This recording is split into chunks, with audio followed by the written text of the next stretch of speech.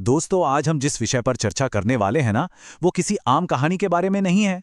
आज हम सीधे इतिहास के उन पुराने पन्नों को पलटने वाले हैं जहां एक बहुत ही गहरा, एकदम छुपा हुआ सत्य दर्ज है। ये एक ऐसी शोध आधारित यात्रा है जो उस बड़े सवाल का जवाब देगी जिसने सच में कई पीढ़ियों को सोचने पर मजबूर कर दिया है। आखिर सतनाम की असली पहचान क्या है? तो चलिए, बिना किसी देरी के इस विश्लेषण को शुरू करते हैं और देखते हैं कि पुराने दस्तावेज क्या राज खुलते हैं। इस पूरी कहानी की शुरुआत होती है साल 1868 से, एक ऐसा दौर जब भारत पर अंग्रेजों का पूरा कब्जा था। अब जरा उस समय के हालात के बारे में सोचिए। चारों तरफ अन्याय, छुआछूत, ऊंच नीच और भेदभाव का घना अंधेरा फैला हुआ था।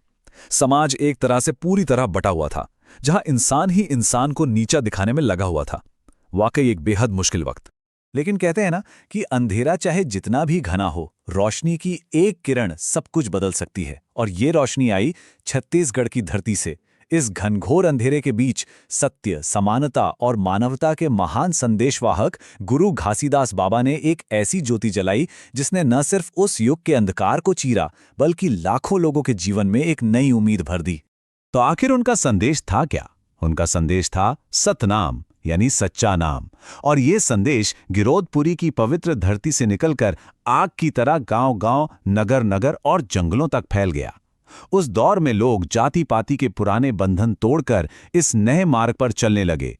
देखिए, ये कोई छोटी बात नहीं थी। ये एक क्रांतिकारी आध्यात्मिक मार्ग था जिसने हर तरह के ऊंच-नीच और मूर्ति पूजा को पूरी तरह नकार कर सभी को एक समान मानने की बात कही। अब यहां से हमारी इस कहानी में एक बड़ा ही मजेदार और रहस्यमय मोड़ आता है। साल वही है 1868, लेकिन जगह है नागपुर का एक ब्रिटिश प्रशासनिक कार्यालय। वहां जनगणना यानी उस समय के सेंसस की तैयारियां बिल्कुल जोरों पर थीं। फाइलों और दस्तावेजों के ढेर के बीच अचानक एक ऐसी चौंकाने वाली बात सामने आई जिसने पूरी अंग्रेजी हुकूमत को सोच में डाल दिया।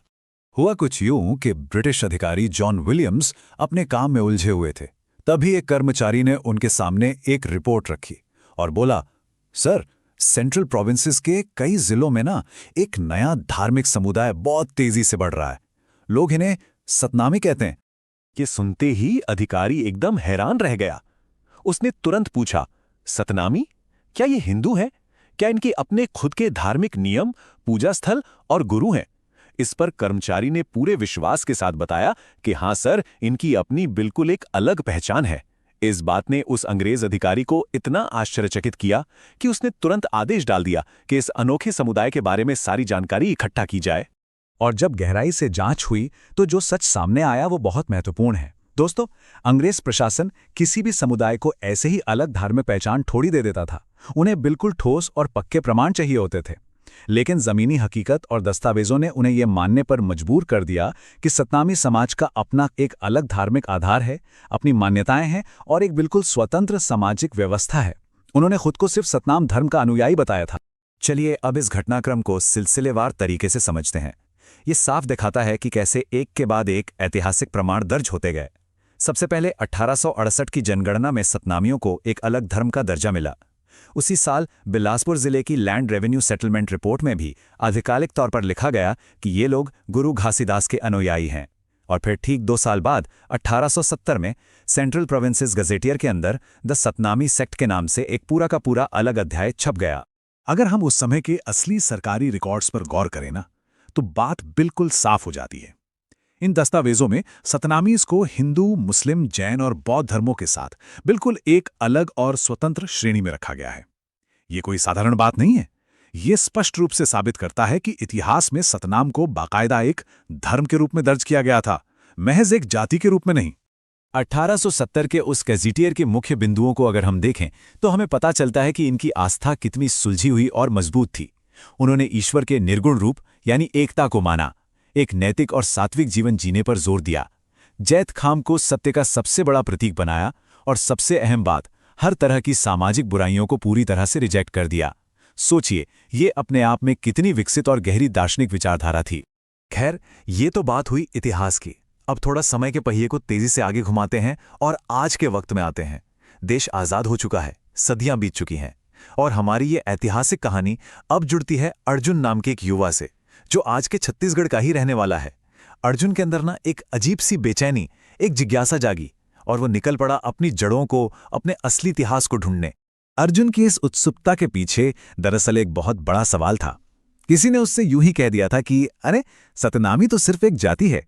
ये सुनते ही अर्जुन के दिमाग में उथल-पुथल मच गई। उसने सोचा, अगर हम वाकई सिर्फ एक जाति हैं तो फिर गुरु घासीदास बाबा ने इतना बड़ा, इतना विशाल आंदोलन क्यों चलाया था? और सच कहूं तो ये सवाल आज के आधुनिक समाज में पहचान के एक बहुत बड़े संकट को दर्शाता है। इस उलझन का जवाब पाने के लिए अर्जुन ने बिल्कुल गहराई में उतरने का फैसला किया। एक सच्चे रिसर्चर की तरह उसने लाइब्रेरियों की खाक छानी, ढेरों पुरानी किताबें पढ़ीं, धूल खाते हुए गजेटियर निकाले और आखिरकार उसने वही 1868 की जनगणना रिपोर्ट खोज निकाली, जिनकी हमने अभी थोड़ी देर पहले चर्चा की थी। अपनी इस पूरी खोजबीन में अर्जुन को अपनी विरासत का एक ऐसा विशाल रूप दिखा जिसकी उसने कल्पना भी नहीं की थी।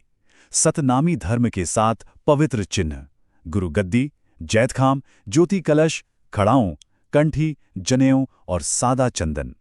इन 7 चिन्हों ने अर्जुन को ये बिल्कुल साफ कर दिया कि उसका इतिहास किसी उपेक्षित वर्ग का इतिहास नहीं है, बल्कि ये तो एक पूरी तरह से विकसित, सशक्त, आस्था और जीवन दर्शन का पक्का सबूत है। ये जानते ही उसकी आंखों में एक गर्व की चमक आ गई। इस कमाल की जानकारी के बाद उस रात अर्जुन जब सोया तो उसने एक बेहद भावुक और प्रेरक सपना देखा।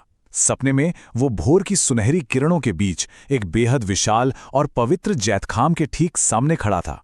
वो एकदम श्रद्धा और आश्चर्य के साथ उस सत्य के प्रतीक को निहार रहा था और तभी उसे अपने सामने साक्षात गुरु घासीदास बाबा खड़े दिखाई दिए।